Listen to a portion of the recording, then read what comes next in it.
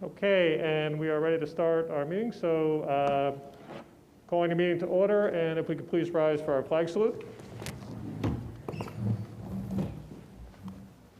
I pledge allegiance to the flag of the United States of America and to the republic for which it stands, one nation, under God, indivisible, with liberty and justice for all. Mr. Boyce, can you do a roll, please? Yes. Ms. Matthews. Here. Mr. Carlson. Mrs. Olson. Here. Mr. Puntillo. Here. Dr. Sadin. Here. Mr. Jess. Here. Mr. Sergio. Present, sir. Mrs. Van Horn. Here. Mr. Kimmick. Here. Mrs. Fabrizi. Okay, we have a quorum. So public notice, adequate notice of this meeting in compliance with Chapter 231 of the Public Laws of 1975, entitled the Open Public Meetings Act, has been provided by action of the Board of Education at its regular meeting on December 8, 2020. Notices to the Courier News and the Star Ledger circulated in the school district and posted notice to this effect on the Board of Education website and Building Bulletin Board, Administrative Headquarters, 51 West Cliff Street, Somerville, New Jersey. Okay, and at this time, comment is invited on any matter related to agenda items. There are currently no public comments for agenda items. Thank you. Okay, can we have a motion to close public comment? Is that Mr. Carlson? And a second? Mr. Jess? All in favor? Aye. Against? Abstentions? Okay. Okay, approval of the minutes. May I have a motion to approve the January 5th, 2021 regular meeting minutes and So moved. Okay, and January 5th, 2021 executive session minutes? So move, sir. Okay, so Ms. Van Horn was a first. A second. Yeah, Mr. whatever. Puntillo was a second. All those in favor? Aye. Against? Abstentions? Great, thank you. Okay, President's report. Really, I just wanted to make a few remarks. First, on behalf of the board and the community, I wanted to extend appreciation and thanks to our buildings and grounds and custodial staff and maintenance staff. The Snowmageddon storm the weekend before last and the recent storm this past weekend created a number of challenges related to snow removal and making sure that facilities were able to be operational. That staff never gets a snow day. They're here when everybody else is at home, and anybody that had to shovel that event or kind of deal with clearing a driveway knows just how difficult it was. So that was backbreaking work, and I wanted to publicly acknowledge and thank them for their efforts and their professionalism. I also wanted to give special thanks also to our instructional staff, our students, and the community for their flexibility from moving from hybrid learning to a full distance day and back again last week as a result of that storm. I know back during the summer months when the planning was taking place for the return to school model, one of the things that was addressed was really that ability to move between full distance and hybrid models. And I think that, again, that doesn't take place well unless everybody is doing their part. And again, a number of people, down to the students, the administrators, custodians, staff, everybody, I think, has to play a part in that. So I want to thank everybody for their efforts and just making sure that those days are successful. And then lastly, I just want to point out that there are a number of agenda items for approval of staff to support different kinds of programming on today's agenda. And these are both academic and extracurricular types of programming that are taking place. To make these things happen in this type of environment takes a great deal of commitment, a great deal of coordination. There are really too many people to thank individually, but I want to make sure to acknowledge the staff members, acknowledge the administrators that are working to provide these opportunities, and really just continue to extend services to the students and just the overall community. So your efforts are greatly appreciated. And with that, that's our board president's report. So Dr. Tian, superintendent's report. Okay. We're going to start off with our audit presentation. I don't know, Brian, if you would like to introduce her. Sure. At this time, Mrs. Valerie Dolan will present on the 2019-2020 audit. Mrs. Dolan is a partner with Nisavachi & Company, which is the auditing firm who's been approved to be our independent annual auditor. Valerie?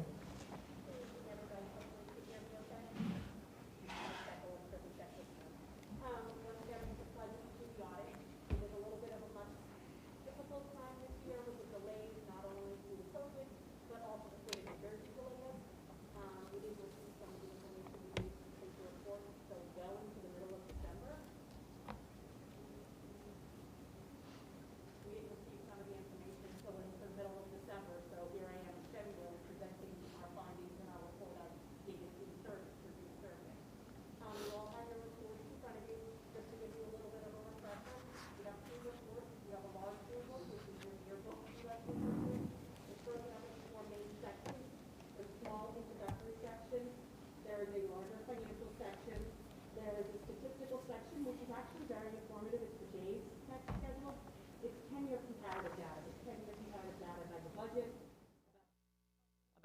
enrollment. It's a very useful tool if you're looking for anything. And then lastly, you have your single audit, which is your compliance with your federal and state grants. So when you go through that whole book and you look at this big audit, we really do focus on primarily the most important schedule in the whole report, which is your Audit Schedule C1. That is your budget. And if you're going through and you're following that budget, that's about a 15-page document, and you end up with about your fund balance picture, which is really the real picture of what we want to talk about. And you ended your year with a fund balance picture of $10,410,967. That fund balance then is broken up into many different variable buckets. So you have about $8.1 million in your capital reserve, for which you've used about 1.3 in the budget you're currently in right now. You have an additional $250,000 in your maintenance reserve. Additionally, you have 2 tuition reserves. About $935,000 of that was used to support the budget you're currently in now, and an additional $1 million will be used to support the budget as you're building your 21-22 budget. You carried in about $127,000 worth of encumbrances from the prior into this current budget, and you used $275,000 of fund balance and an additional $8,000 of fund balance to support the budget you're in. When we go through all of that, you end up with 2 pieces, which the 2 pieces, your final 2% that you're allowed to hold, which is about $1 million, leaving you with what we refer to as the excess. The excess ends up being just under $300,000, $289,000. That's the money that will be required to be used in your 21-22 budget. Another few financial highlights. The district received and expended about $2.5 million in federal, state, and local grant funding, in addition to your state aid allotment. And your food service. We're highlighting food service this year in the fact that most food services saw a decline in fund balance. Your fund balance ended the year with about $55,000, which is actually a decline of almost $75,000 from where you were last year. We've seen this throughout most of our districts. We audit about 85 school districts. This is a common thing we're seeing due to the closures. And obviously, a lot of people aren't buying lunches. We're not selling lunches. And with the program that the state is, everyone is receiving a lunch. A lot of that cost is now being passed on. You have seen a decline in your fund balance. Fortunately, you weren't forced to support the fund balance. In situations where the fund balance falls below 0 and falls into a deficit, you will be required to utilize your own general fund dollars to maintain the food service. The last thing is you have your management report. You have your report in front of you tonight for approval. That's actually a clean audit. There are no recommendations in the report, which is great to hear. We do have 2 comments that we refer to as our suggestions to management. The first one is actually a repeat from last year, which is a new accounting standard. It was supposed to change the way we report your student activities and your payroll funds in your CAFR. It got delayed due to COVID, with an implementation now of next 6/30/21. And then lastly, the item we're highlighting is, in this remote environment, we're just reminding everybody to be very cautious about things that you're doing remotely.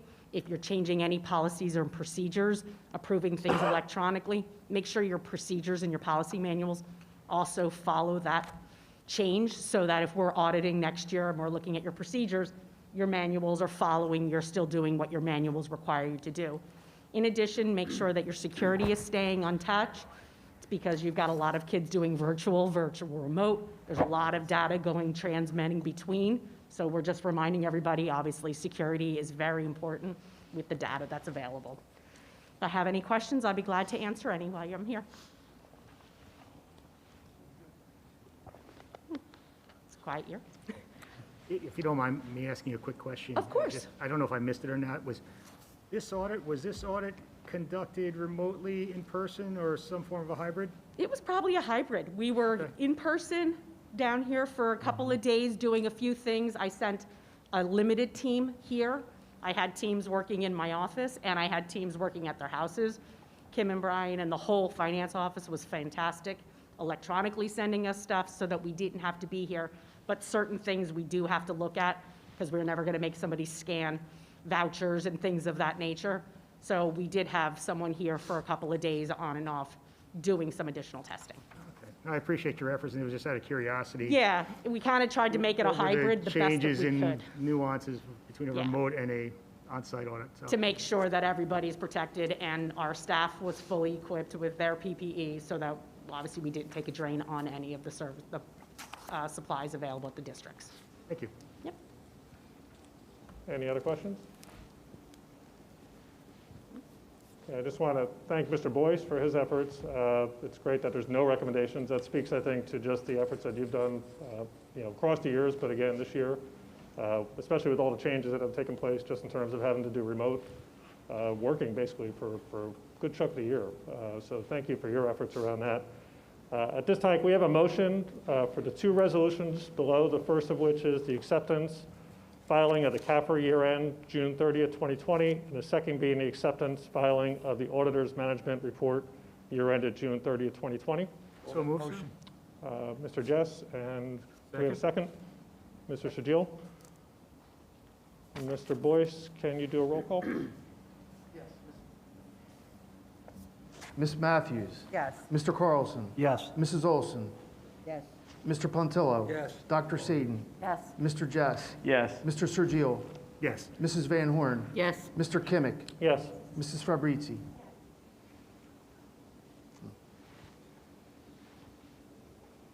Okay. Dr. Gian? Then our next item on the agenda is our Board of Education Ethics Training, which will be given by Gwen Thornton. She's from New Jersey School Boards Association, and she's joining us virtually. So Gwen, I'm going to turn it over to you. Thank you very much. I'm just going to see if I can load the PowerPoint, which is sometimes difficult in Google Drive. Now I've lost. Thank you.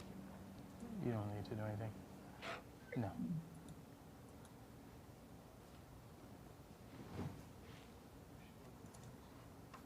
Yeah. Can you see that? Gwen, they all have a copy of it in front of them, so they're in good shape. Okay. Okay, so I'm going to cancel sharing. I'm assuming you can see me? Yeah, they can definitely hear you. Okay. Okay, well, you should be glad you can't see me anyway. So, hi, Jude, it's nice to see all of you. Happy New Year to all of you. It is a pleasure to see you. I did not talk to you in January, which was Board Appreciation Month, but from my standpoint, on behalf of the officers and the staff of NJSBA, we'd like to thank you for your service. And so this evening, I'm really just going to talk about the Ethics Act, and you have so many experienced board members, and you're so fortunate in that regard. I'm not going to spend a great deal of time. As you know, it was designed to ensure the public that they could have trust and confidence in the behavior of Board of Education members. Annual training, of course, is a requirement. It's one of the QSEC indicators, as well as being in statute. And the School Ethics Act established the School Ethics Commission. The Code of Ethics itself outlined what conflicts of interest would mean, and requires, of course, your financial disclosure statements that you make annually, which you will be receiving notification from the Department of Ed, and receive it electronically, fill it out, and return it. It also later on was amended to include the training requirements around mandatory professional development for Board of Education members, of which I'm sure you are all aware. So the School Ethics Commission itself is currently made up of, through statute, 9 members who are appointed by the governor, who serve at his or her pleasure for a 3-year term. 2 are school board members, 2 are superintendents or school administrators, and 5 are citizens, just community members from various communities. There should be 9 members to the board. Currently, there are only 6. They are missing 2 public members for the board and also 1 board member, which can be problematic because in order to make an advisory opinion public, you need to have at least 6 members. So I'm hopeful and optimistic. The governor, I think, has been a little preoccupied, which I can completely understand with the pandemic, but it would be nice to have a fully staffed School Ethics Commission.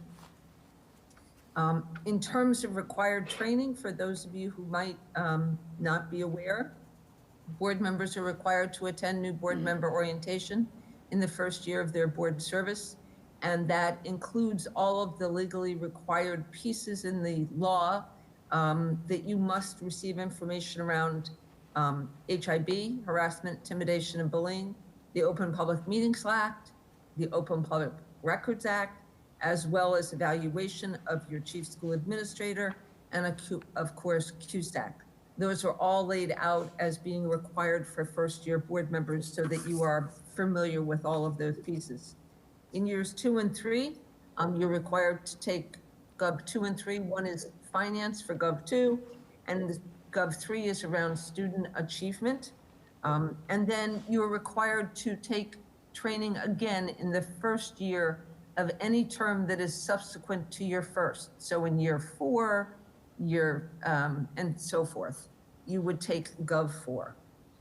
The FCC has jurisdiction in 2 different areas. They can issue advisory opinions, which they will do on a prospective basis. If you believe you have a conflict or an issue that you would like to have their opinion on before engaging in discussion or voting on a particular topic, you can write to the Ethics Commission and ask for an advisory opinion. Or they also will hear complaints of actual violations of the Code of Ethics. For several years, they did not have 6 members frequently meeting, and we went years without any advisory opinions. Then we received an entire slew of them several years back. This past year, there was only 1 advisory opinion that was made public, and in 2019, there was only 1 that was made public as well. And so those are important pieces. If the Ethics Commission finds that there is a violation of the Code of Ethics, they recommend to the commissioner what kind of penalty the board member should pay, beginning with a reprimand, which is essentially a letter from the commissioner and the SEC indicating that you're in violation. They can censure you, which is a more formal process. It involves your board having to adopt a resolution and make public that resolution as required by the commissioner. They can suspend you from the board for the length of time is generally recommended by the SEC and then formalized by the commissioner. And they also have the authority to remove board members for violations as well, and they have indeed done that. The Code of Ethics is listed next, and I know you all have a copy of that. I'm not going to read it to you. Certainly, you're required to, uphold and enforce all of the laws. While you were elected by your community, you are state officials, and you're required to see that all of the laws are followed. That has been particularly challenging, I'm sure, this year with the number of executive orders that have changed policy and requirements. But certainly you're required to do that as well. Making decisions in terms of the educational welfare of all students, regardless of race, religion, creed, color, sex, preference, etc., is required. Making sure that you confine your policy making to oversight, appraisal, and policy. You are a policy-making body by definition. And so those policies provide a roadmap and guideposts for your entire community, whether it's your staff, your students, you yourself as a board, your bylaws are included in that piece. Recognizing that authority rests with the entire board and not with any one individual member. No individual board member has any authority away from the board table at a duly advertised meeting of the board, such as the one you're sitting at this evening.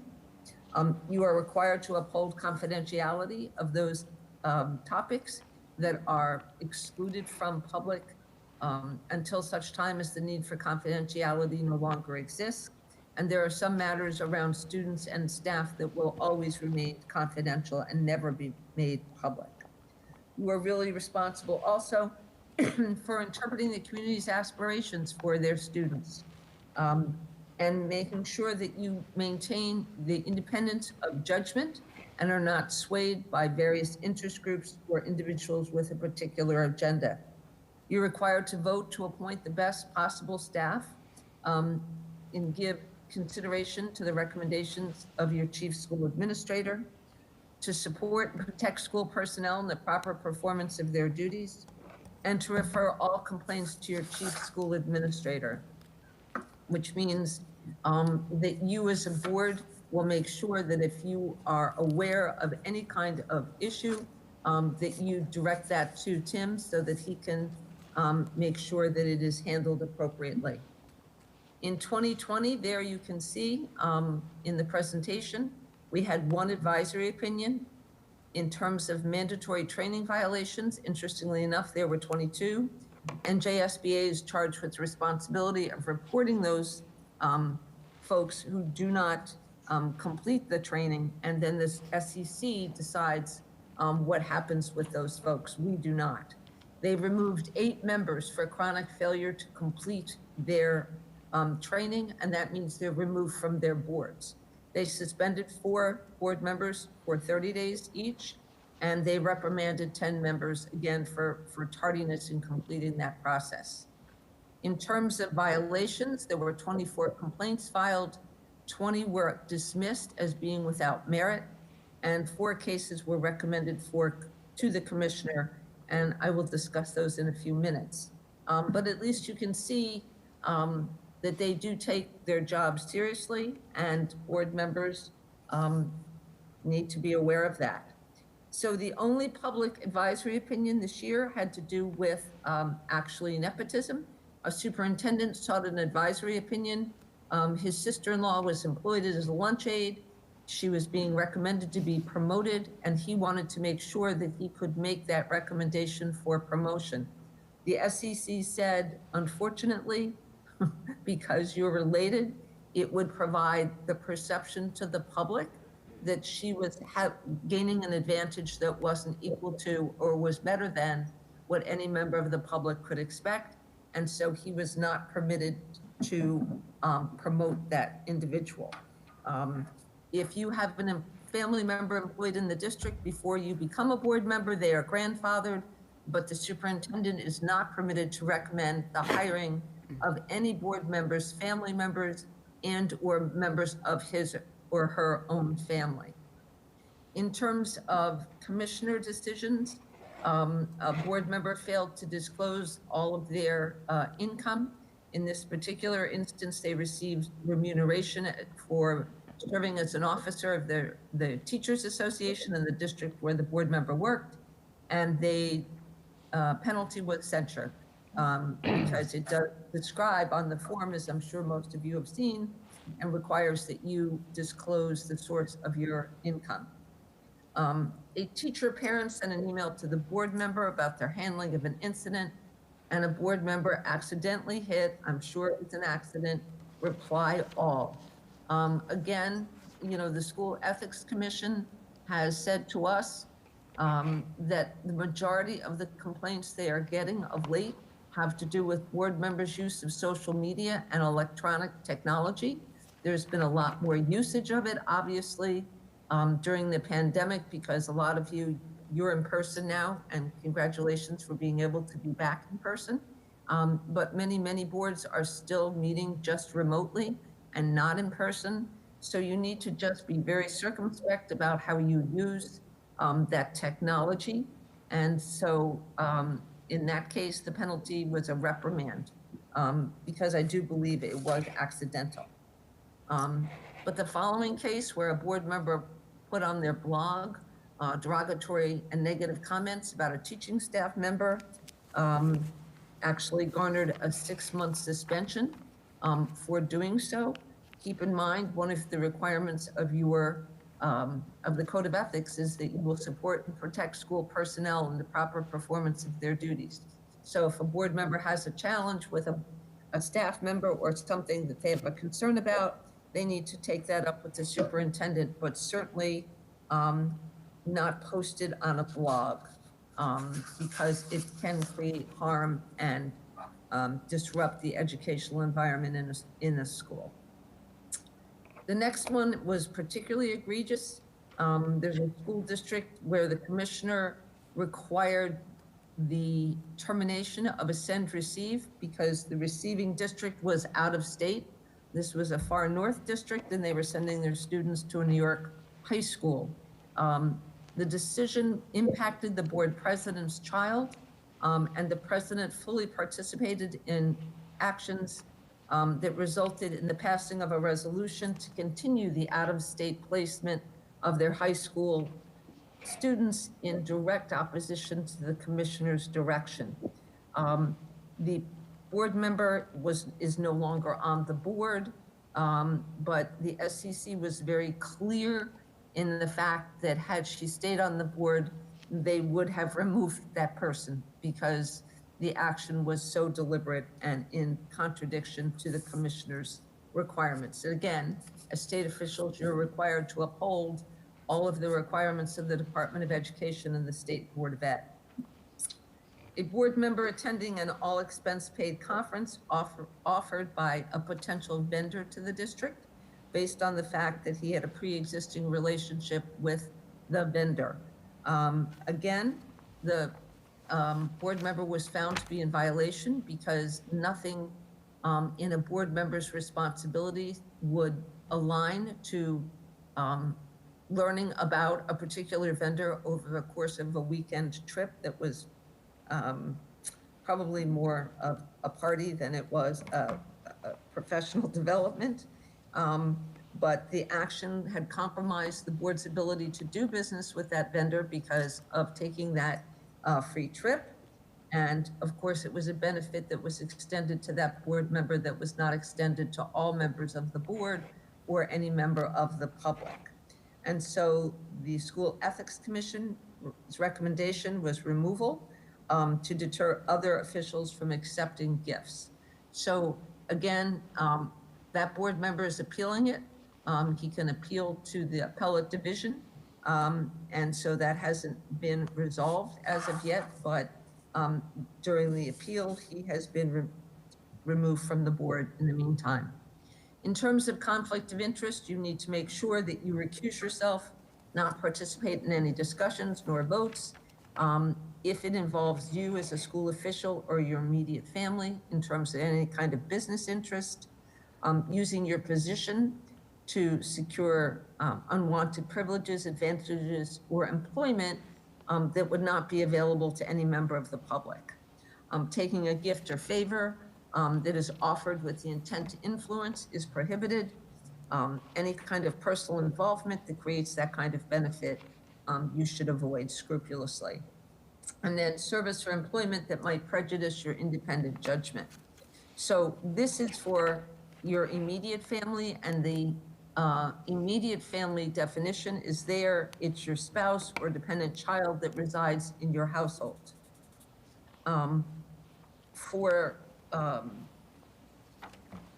negotiations and other kinds of conflicts of interest, they use the broader definition of relative that you find in the your nepotism policy, which includes pretty much anyone you're related to, spouse, civil unions, parents, step-parents, your child, your stepchild, son-in-law, daughter-in-law, grandparents, grandchildren, siblings, brothers, step or half, aunts, uncles, nieces, and nephews.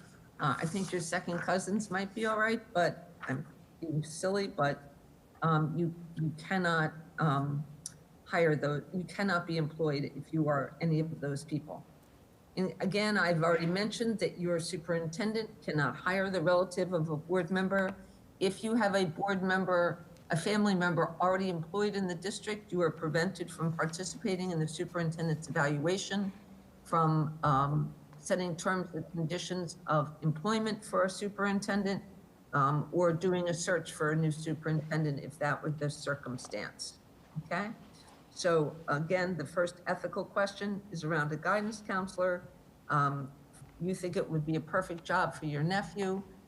Obviously, you can't hire him because your superintendent cannot recommend him and you cannot employ that person, okay? The board, if it meets to discuss their performance evaluation, which obviously you will do because you do it annually, you have a spouse who's an aide in the district, you may not participate. And that is if your relative is employed in any capacity. It could be a substitute, it could be a part-time employee, it could be a summer worker, it could be a teacher. So regardless of position, it conflicts you out. In terms of collective bargaining, there you can see the chart that outlines whether you may or may not participate.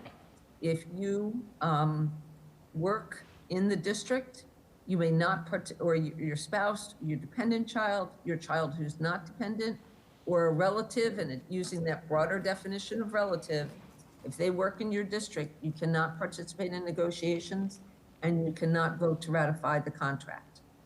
If you yourself, your spouse, or your dependent child work in another school district and belong to the same or similar statewide union, we have some districts that are not NEA, they may be AFT, American Federation of Teachers. There are actually some that have Teamsters as well. And those unions are all considered to be the same type of union. You may not participate in negotiations, but you may indeed vote on the contract after the memorandum of agreement is reached and after all salary guides have been developed. In other words, the total contract has been costed out. And absent any other conflicts that might exist. And those other conflicts have to do with heightened union activities. So if you yourself or your spouse or your dependent child have heightened union activity, it would mean you're either a building rep, you're on the negotiations team of the district where you are working, you are an officer of the association in the district where you're employed, or you're on the actual negotiations team for that district. That would be considered heightened union activity, and you would not be able to participate on voting on the contract, okay? And if you have a child who's not a dependent, or you have another relative who works out of district, you may participate in negotiations and you may vote on the contract. So just having a teacher as a relative does not conflict you out, which is a very good piece. I'd like to just highlight A1018 because this is a change. This was the one advisory opinions in 2018. Endorsement of a candidate by a local or statewide union does not create a per se, which means automatic, conflict unless financial contribution is given and intended to influence the member.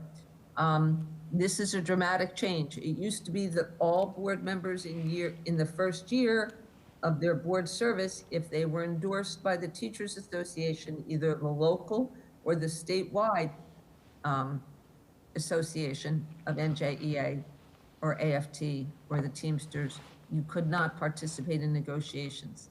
This has no longer in effect, so you are permitted to do that. The Doctrine of Necessity is just a device if you have so many board members conflicted out because they have family members employed in your district, and I don't think this applies to Somerville, you can invoke the Doctrine of Necessity, which simply means you're going to post each board member what the conflicts are, make that public, and then you are permitted to vote once you have made that public. Volunteerism, this is another area that didn't exist even 5 years ago. But the Ethics Commission has weighed in and indicated that board members, while they may volunteer in schools on an infrequent basis, you should make sure that you are not handling any kind of school funds. You should make sure that you are not interacting with students on a regular basis. You should ensure that you're not giving or taking direction from staff, and making sure that, if another member of the public were to see you, they would not think you were an employee of the school district. You don't want to be enmeshed in the school district. So it no longer permits board members to be volunteer coaches in your school district. You can no longer volunteer to run a club or an activity, an after-school activity. But you still, of course, retain the ability to be a coach for Park and Recs or Little League or your soccer association or Pop Warner. Certainly any organizations such as Boy Scouts, Girl Scouts, or any other organization that has its own separate bylaws and rules that's free of the school. You are certainly welcome to participate in and volunteer in. You can, though, still be a PTO officer, and you certainly can be a member of the PTO or PTA Homeschool Association. They've also weighed in around interview committees, and while they discourage board members being involved in interviews for positions other than superintendent, with the permission of the superintendent in your district, 2 members of the board may participate in observations and assessments for high-level administrative positions. But at the same time, they've issued the advisory A1510 that says you cannot participate in any way, like sit and observe exit interviews for employees. So you can see that over time, the School Ethics Commission perspective changes with the times. And you can see perhaps that, certainly A3115 and A0412 seem like they're in direct opposition to A1510 in a real way. If you can participate, even if it's only 2 of you, in observations for interviews of high-level administrators, but you can't sit in exit interviews, seems a little odd. So just points to keep in mind and consider. We post all of the new advisories as well as all ethics decision and school board notes, which I'm sure most of you receive electronically, or you may receive it via the regular snail mail. But certainly keep an eye peeled for those, because it does help to inform your decisions and your judgment. If you have questions around potential conflicts, your board attorney is the final arbiter of those pieces. And so he or she is the best person to consult. And just in closing, you just must always be cognizant of maintaining the public trust.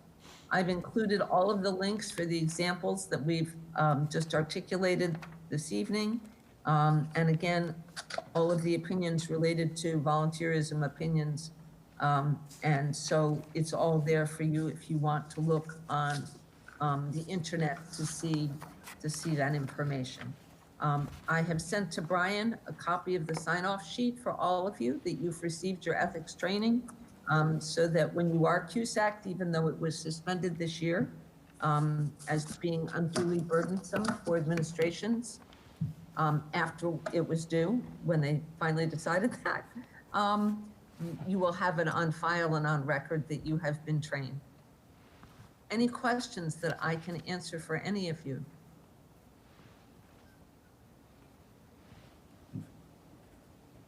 This board is never all that quiet. Yeah, they're quiet. They don't have any questions Neither. for you. You must have done an awesome job. That must be it. You're exceptionally thorough, Gwen. I know. Well, it is nice to see at least 2 of you on the end that I recognize. I could see you on the end. If you need anything, if you have any questions or concerns, we are here. I hope to be able to be non-remote very shortly. Currently, all of our presentations and programs continue to be offered remotely, but I am optimistic that very shortly we will be able to be back in person, and I look forward to seeing you all in person very soon. And in the interim, please stay well, stay healthy, and if there's anything I can do to assist you, please let me know. So thank you. Thank you for your time and attention. Great, thank you, Thank you, Gwen. Gwen. Good to see you all, Gwen. All right, to see you. have a good night. Thank you. You too. All right, good night. Take care. All right, Dr. Tian, so. On to district highlights. District I guess. highlights. District highlights. I want to encourage everyone to stay tuned to our Friday, the Friday letter, especially our February 19th one, where we'll be highlighting the Vanderveer Evening Learning Academy, also known as VELA. That was our new initiative, our new launch, and we're really excited about it. So if you read that Friday's letter, you will learn about the lessons that will be released that week, that coming week, and we'll be repeating that each week as we move forward through the year. And so the kids will be able to see what will be the newest ones for each grade level span. So we're really excited about it. Also for Vanderveer, in our preschool, Mrs. Bateman has coordinated a parent workshop, has focused on building a literacy-rich home environment, and walk the parents through navigating the Ready Rosie app on their devices. They also discuss the stages of emergent writing and ways to build their child's fine motor skills. The next preschool parent workshop will be this month and focus on building math skills in the home. So I strongly encourage our preschool families to tune into that, and if you're not sure how to, reach out to Vanderveer, and they will definitely give you the proper directions on how to connect.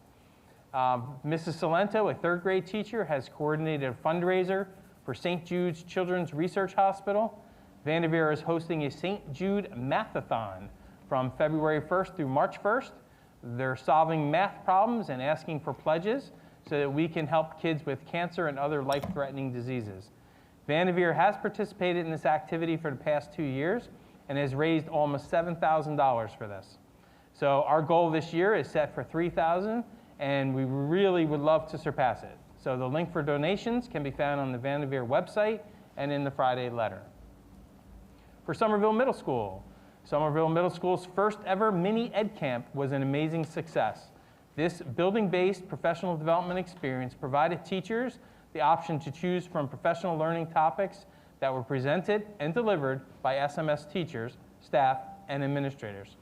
These topics included, but are not limited to, real-time grading, staff wellness and self-care, INRS 101, technology tips, cultural competency language in the classroom, strong evaluation insights, and ELA and social studies integration strategies. Teachers and staff believe the information they obtain through this experience can and will have a positive impact on their practice. SMS school psychologist Dr. Straczynski has started the implementation of the Somerville Youth Services Commission. The program is a school, smart, grant-funded program which focuses on emotional and mental health. Dr. Straczynski has also spearheaded the annual Great Kindness Challenge. This amazing initiative includes an introductory video for students and staff, optional classroom activities, window decorations, a raffle, and daily kindness quotes. SMS is pleased to continue promoting Somerville High School's STEM Academy. We believe we have great engineers, inventors, and creative minds in our students. In partnership with RVCC, the STEM Academy provides students with a certificate of completion that addresses the need for qualified individuals to fill positions as computer support specialists, help desk technicians, and junior level system administrators. Credits earned in this program can be applied to the Computer Support Certificate Program at RVCC. An application can be found on the Somerville High School website. In keeping in line with our academies, the SMS is also very proud to promote the LaRue PR Academy. Students enrolled in the LaRue PR Academy will gain experience through an internship with Somerville-based LaRue PR, a public relations firm focused on fashion marketing. Interested students should contact the guidance department for more information. And the Tomorrow's Teachers Academy experienced a high interest from several SMS teachers wishing to provide aspiring teachers with insight into the teaching profession. SMS teachers have many talents and areas of expertise that will assist participating Academy students on their path to becoming a teacher. And for Somerville High School, that will be covered by Amanda Grace when we get to that section, which will be coming up shortly, Amanda. Sorry, we're a little longer tonight for you. And that concludes district highlights. Thank you, Dr. Tan. Any questions or comments for Dr. Tan? Okay, thank you. Moving on to item 9, approval of reorganization meeting action items. So again, these are the committee appointments for this year's Board of Ed committee. So thank you to all the members for submitting what you're interested in. And if you'll note, again, the next 2 pages have items dealing with reorganization. So may I have a motion for the following 3 resolutions, the first of which is to approve the delegate to Somerset County Educational Service Commission, the second being the approval of the delegate and the alternate to the Somerset County Association of Boards of Education, and the third being the approval of the delegate and the alternate to the New Jersey School Boards Association. So moved. I think Ms. Matthews and Mr. Puntillo, I think. Mr. Carlson, thank you. Okay, so Ms. Matthews and Mr. Carlson. Any discussion? So roll call, please, Mr. Boyce. Yes, Ms. Matthews. Yes. Mr. Carlson. Yes. Mrs. Olson. Yes. Mr. Puntillo. Yes. Dr. Sadin, Yes. Mr. Jess. Yes. Mr. Sergio, Yes. Mrs. Van Horn, Yes. Mr. Kimmick, Yes. Mrs. Fabrizi. Okay, thank you. And then item 10 is just the board president appointments. The Board of Ed again is asked to just note the appointments to board committees that are listed on the agenda. There's not an approval necessary for these, but it is important that the public recognizes the committees, and also just thank you to the board members again for stepping up to serve on each one of these. Okay, any discussion or questions about those? Okay, moving on. Item 11. Report of the board items, committee reports. So again, now stepping up for our student board member report, and thank you for waiting so patiently with all the training you got to experience tonight. So Amanda Grace for our Branchburg student representative. All right, can everybody, is this on? Can everyone hear me? All right, perfect. Good evening, everyone. Just to add on to Dr. Tehan's point, if anyone is interested, you can send a St. Jude's kid a virtual Valentine. So that goes for anybody. It's a really sweet thing to do. I did it last year. They were really happy with it. Starting with the National Honor Society, we hosted a coat drive that had a wonderful turnout. When I was donating coats, my one friend was loading all of them into her car and her whole entire trunk was full. So that was a wonderful turnout. Adding on to that, junior applications are now open. You can submit them March 5th or as a senior on October 15th, I want to say. This year we have 89 juniors eligible with their outstanding grades, so that's an amazing accomplishment for them. Winter sports are happening this year, yay! So far, hockey, fencing, and both boys and girls basketball is occurring right now. Bowling has been pushed back about 4 times with the snow, but hopefully very soon they will start. And then wrestling starts in March. Our drama club this year is hosting their show, Theory of Relativity. It's about 20 students, and it's all about hope for the future and everything happening for a reason. So they're planning on having a bunch of different plots, and they're all going to intertwine somehow. I'm not really sure, but stay tuned for that. Junior planning night for college happened about 2 weeks ago, where 4 counselors talked about Naviance, what colleges are looking for, applications, and this all happened on YouTube Live. It was about an hour, around 6, 7 o'clock. And also our new SAT policies, which include the optional essay, was taken off along with the subject testing. And then my last point was yearbook. We're all still trying to connect with one another. You can submit your photos, and our yearbook club will try to add them in. Oh, and then our Students of the Month were just announced today, too, so congratulations to them. That's all I really have for you tonight. Okay, I have a question regarding yearbook. Do students submit their photos or do parents? Students can submit them through Gmail. They should have gotten an email around October, but you can really submit to the yearbook club whenever you would like. I'm sure parents, you could as well, if you can. Okay, any other questions or comments for Amanda? I do love the theme of the drama club performance, Hope for the Future. I think that's something we need to all keep in mind as we're going through this. So Amanda, thank you so much for that update.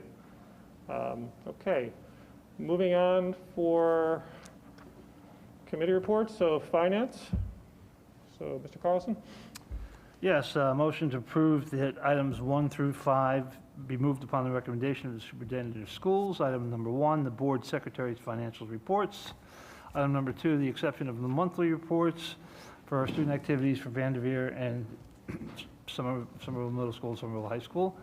Item number 3, payroll. Item number 4, the bills list for Vanderveer and Somerville Middle School. And item number 5, line item transfers in the budget. Second. Discussion? Okay. Mr. Boyce, can we have a roll, please? Yes, Ms. Matthews. Yes. Mr. Carlson. Yes. Mrs. Olson. Yes. Mr. Pontillo. Dr. Sadin. Yes. Mr. Jess. Yes. Mr. Sergio. Yes. Mrs. Van Horn. Yes. Mr. Kimmick. Yes. Okay, and a motion to approve items number 6 through 9 be moved upon the recommendation of the superintendent of schools. Items number 6, the bills list for the Somerville High School and district-wide. Item number 7, a change order for the roof replacement and related work at Somerville High School project. Number FVHD number 5197. And item number 8, an agreement with Frazier Advised Hopkins, and Duthie for architect of record for projects. Item number 9 was field trips. Okay, is there a second? Mr. Sergio? Mr. Jess? I'm going to need people to give a sign when they do second or sign. Any discussion? Okay, Mr. Boyce, roll call, please. Yes, Ms. Matthews. Yes. Mr. Carlson. Yes. Mrs. Olson. Yes. Mr. Puntillo. Yes. Dr. Seaton. Yes. Mr. Jess. Yes. Mr. Sergio. Yes. Mrs. Van Horn. Yes. Mr. Kimmick. Yes. Mrs. Fabrizi. Okay, moving on to item C, curriculum. Ms. Van Horn? Okay, Curriculum Committee met on January 5th. We had a refresh of the preview of the Algebra 2 textbooks. So we now have updated textbooks for Algebra 1, Geometry, and Algebra 2. And we will have the current curriculum by September of 2021 for all 3 disciplines. We discussed ways to provide additional instruction to learners with the Vanderveer Evening Learning Academy and the Title program. We discussed the hesitancy of grades 3 to 5 piloting math right now, but also talked about why it's necessary. And we tested students. We discussed the testing of students for the seal of biliteracy, and it's been opened up to all Spanish 4 students. And that's it for the committee report. Motion to approve that item 1 be moved upon the recommendation of the superintendent of schools. And number 1 is the harassment, intimidation, and bullying report, an unconfirmed case at Somerville Middle School. So move. Second. Okay, so the first was Ms. Van Horn, the second was Ms. Matthews. Okay. Any discussion? Okay. Mr. Boyce, can you do a roll, please? Yes, Ms. Matthews. Yes. Mr. Carlson. Yes. Mrs. Olson. Yes. Mr. Puntillo. Yes. Dr. Seaton. Yes. Mr. Jess. Yes. Mr. Sergio. Yes. Mrs. Van Horn. Yes. Mr. Kimmick. Yes. Motion to approve that items 2 through 5 be moved upon the recommendation of the superintendent of schools. Number 2, Somerville High School student request. Number 3, 2021-22 school district calendar. Number 4, the emergency management plan. Number 5, travel expenditure resolution. So move. Second. So again, the second was Ms. Matthews, the first was Ms. Van Horn. So just to clarify, when the committee member reads motion to approve the items, they're actually making the motion. Oh, my apologies. So then whoever makes the second is actually the second, so, okay. We'll get it, Mr. Steele. We're almost there. All right. All right, Mr. Boyce, can you do a roll, please? Yes, Ms. Matthews. Yes. Mr. Carlson. Yes. Mrs. Olson. Yes. Mr. Puntillo. Yes. Dr. Seaton. Yes. Mr. Jess. Yes. Mr. Sergio. Yes. Mrs. Van Horn. Yes. Mr. Kimmick. Yes. Mrs. Fabrizi. Okay, item D, Buildings and Grounds Committee, Mr. Pentool. Before I get to the motion, I just want to point out that the HVAC systems in the elementary school and middle school have all been serviced. And in the high school, the new wing boiler number 2 was serviced, and all work orders are being handled in a timely manner. Motion to approve that item 1 be moved upon the recommendation of the superintendent of schools. Contract award for HVAC renovations at Somerville High School Guidance Suite. Second. The second was Mr. Carlson. Okay, any discussion? Okay, Mr. Boyce, roll call, please. Yes, Ms. Matthews. Yes. Mr. Carlson. Yes. Mrs. Olson. Yes. Mr. Puntillo. Yes. Dr. Seaton. Yes. Mr. Jess. Yes. Mr. Sergio. Yes. Mrs. Van Horn. Yes. Mr. Kimmick. Yes. Mrs. Fabrizi. Okay, moving on to technology, Ms. Saden. Yes, hi. Good evening, everybody. I have a report from Melissa McEntee. The Vanderveer Kindergarten iPad Chromebook exchange is going very well. All kindergarten students traded their iPads for touchscreen Chromebooks. The 2021-2022 budget is complete. We've had some recent increases in cyber attacks on local and national districts. It's not just Somerville. so many more people are online and there's much more of an effort to attack that activity. We have put resources in place. Teachers have been given explanations about what phishing is and ransomware, so they can be aware and share that with their students. Staff were encouraged to create new and secure passphrases, and the district plans to partner with the cybersecurity forum to really keep our students safe. Okay. Thank you very much for that report. Any discussion or questions? Okay, moving on to athletics. Mr. Sergio. Yes, thank you, Mr. President, Madam Vice President. First thing I want to say is a good evening to all of the Pioneer faithful out there. I want to wish all of you the best in health to you and everyone in your COVID bubble, and I hope everyone is healed up after removing 2 feet of snow, as Mr. President mentioned earlier.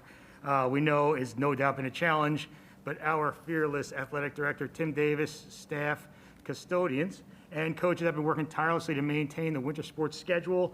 From what I have seen and heard, the YouTube viewing for basketball and fencing has been going very well.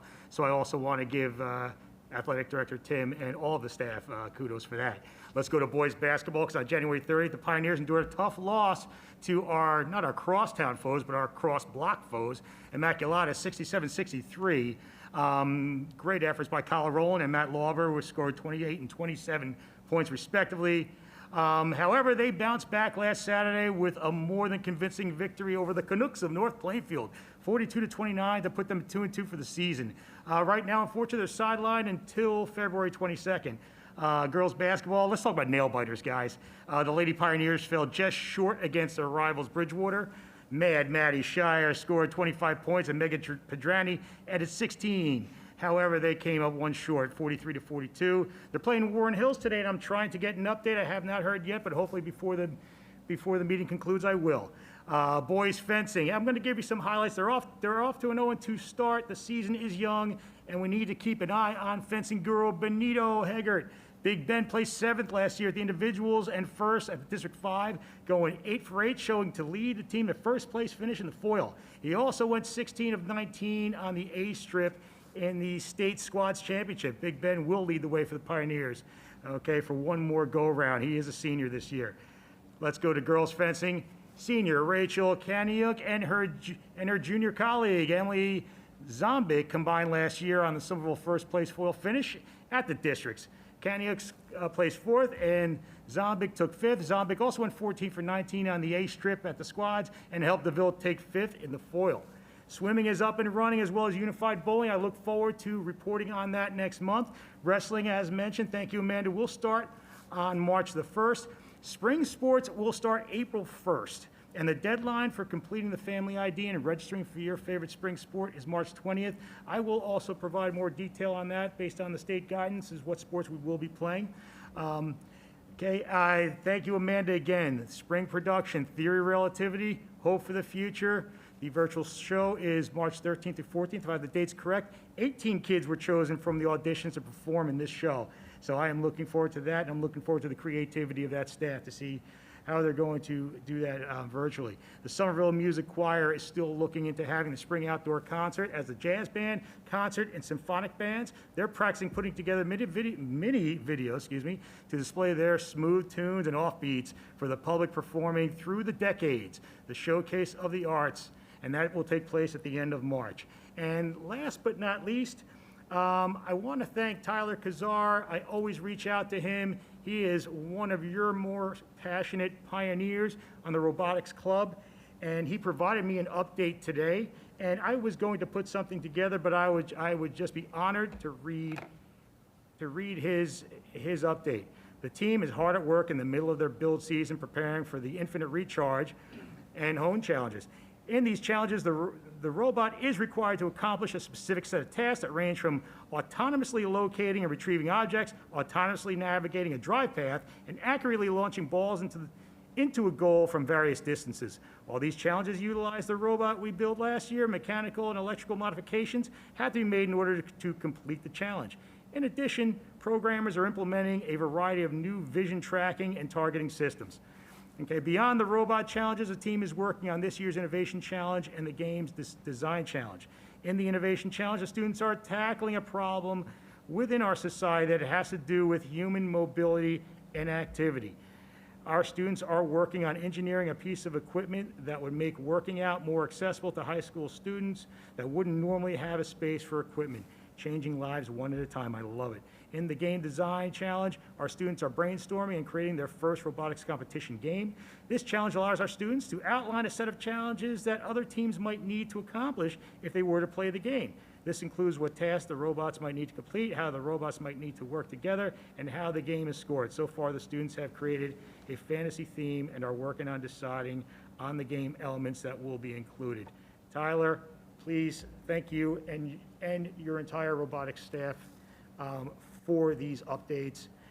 It's amazing, and I don't know how I can put the words to it, but the robotics program teaches students everything from team building, consensus building, problem solving, risk mitigation, risk acceptance. I can keep going, and you know, it is one of the largest booster clubs for that reason, because of the resources that are required. I just pray that things do improve in short order, so we can go to another event. So thank you very much. Mr. President, Madam President, let's go Ville, and that's my report. Okay, thank you, Mr. Sergio. Any questions or comments for Mr. Sergio? I just want to thank you again for highlighting just so many of the things that are focused on the students, and just the great things that are taking place, because they're not taking place everywhere in the state right now. And I think it's important to recognize that sports programs are not happening in every high school or every community, and it's something, again, and extracurricular programs are not happening in that way. So thank you to everybody that's involved with that and making sure that students have those opportunities. And thank you for reporting on it as well. Absolutely, it's an honor. Okay, moving on to agenda item 12, personnel. So Dr. Tian. All right, for PS 8, resolve that the Board of Education approve and/or accept the following appointments upon recommendation of Superintendent of Schools. The appointments and salaries are contingent upon verified documentation. Number 1, to approve the appointment of the listed individuals, the position of tutor for the Title I Literacy Virtual After-School Program for students in grades K to 8. Number 2, to approve the listed individuals to create CARES-funded interactive video lessons for the Vanderveer Evening Learning Academy, also known as VELO, that was highlighted before. Number 3, to approve an unpaid child care leave of absence for Matthew DeBlock. And number 4, to approve the appointment of Shannon Tian to complete 50 hours of observation at Vanderveer Elementary School. And yes, that is my daughter, and no, it is not a violation of the ethics, since we just had that. She is not being hired. I don't think she would ever want to work for me. So this is simply part of her schooling. Number 5, to approve the appointment of Sergio Garcia to the leave replacement position of teacher of physical education at Somerville Middle School. And number 6, to approve the appointment of staff members for grades K-6 Spanish curriculum writing, and that would be the 2 individuals that are listed there. Okay, thank you, Dr. Tian. May I have a motion for those personnel items? So moved. That was your chance. That was your big chance. Who was over here? Mr. Carlson? Mr. Carlson is the first. Second. Ms. Candace Matthews is a second. And discussion? Mr. Boyce, you do a roll call, please? Yes, Ms. Matthews. Yes. Mr. Carlson. Yes. Mrs. Olson. Yes. Mr. Puntillo. Yes. Dr. Sadin. Yes. Mr. Jess. Yes. Mr. Sergio. Yes. Mrs. Van Horn. Yes. Mr. Kimmick. Yes. All right, for 9 through 12 and district-wide, resolve that the Board of Education approve and/or accept the following appointments upon recommendation of Superintendent of Schools. Appointments and salaries are contingent upon verified documentation. Number 7, to approve the appointment of Constantine Magaris to the leave replacement position of teacher of special education at the high school. Number 8, to approve the appointment of Nicholas Cesari to the leave replacement position of teacher of social studies at Somerville High School for a child care leave. Number 9, to approve the transfer of Clementina Evelyn Flores from the position of part-time bus aide to the position of part-time custodian bus aide district-wide. Number 10, these are the creation of the 3 positions that are listed And these are the same ones we discussed at the last board meeting. These are the as-needed positions. They're not permanent positions in the sense that they have set hours. And then you'll see that for number 11, this is the appointment of Miguel Abarca to the newly created position listed above. And once again, that will be on an hourly rate as needed. The same will be true for number 12, and that's for Gloria Placencia. And the same for number 13, which is James Snyder. Number 14, that's the appointment of the listed individuals for coaching at various sports that are listed there. For number 15, to approve the appointment of the listed individuals to the position of supervisor coach for the winter 2021 color guard. And these are, they want to volunteer, so it will be no additional remuneration. Number 16, to approve the appointment of the listed individuals to the position of volunteers for the Genesis Club and Robotics. Number 17, to approve the appointment of Tyler Volpe for curriculum writing for Algebra 1, Units 4 and 5. Number 18, to approve the appointment of Thomas Clark for curriculum writing for Geometry, Units 2 through 5. Number 19, to approve the appointment of the listed individuals to the position of substitute. Number 20, to approve the appointment of Laura Manziano, who will be completing an internship with Mr. Foley. Number 21, to approve the appointment of Christina Domagala to the position of supervisor from February 27th to June 30th. Number 22, to approve the appointment of Daniel Fenko to a part-time CARES-funded position of translator, district-wide. Number 23, to approve the appointment of the listed individuals for work during the 2020 marching band season at Somerville High School, which is funded by the Somerville High School Marching Band Association. Okay, thank you, Dr. Teen. May I have a motion for the personnel items? So moved. Ms. Saden, was that? No? Linda Olson. Ms. Olson was the first. We have a second? Second. Ms. Matthews was the second. Okay, discussion? Okay, Mr. Boyce, can you do a roll call, please? Yes, Ms. Matthews. Yes. Mr. Carlson. Yes. Mrs. Olson. Yes. Mr. Pontillo. Yes. Dr. Saden. Yes. Mr. Jess. Yes. Mr. Sergio. Yes on 7 through 22. I abstain on 23, sir. Mrs. Van Horn. Yes. Mr. Kimmick. Yes. Mrs. Fabrizi. Okay, great. Okay, moving on to old business. Is there any old business?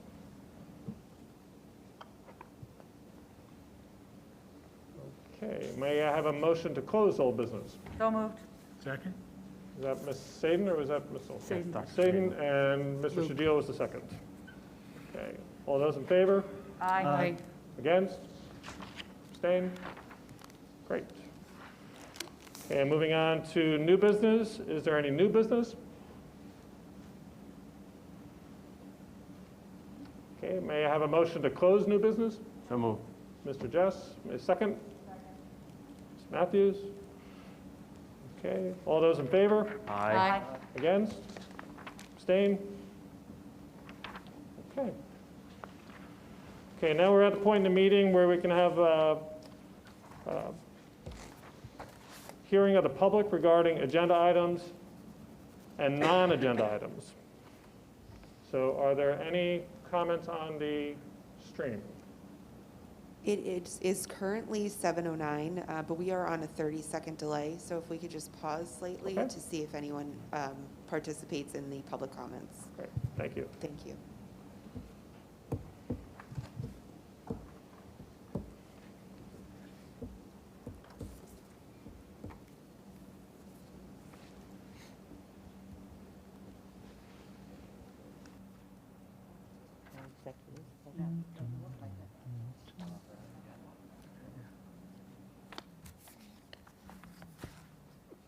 Yeah, I think that was about 30 seconds. Okay. Yes, so, we still do not have any comments. All right, so not seeing any comments, may I have a motion to close public comment on agenda items and non-agenda items? So moved. Was that Mr. Carlson? Okay, is there a second? Mr. Second. Sedillo? Sorry. Okay, all those in favor? Aye. Against?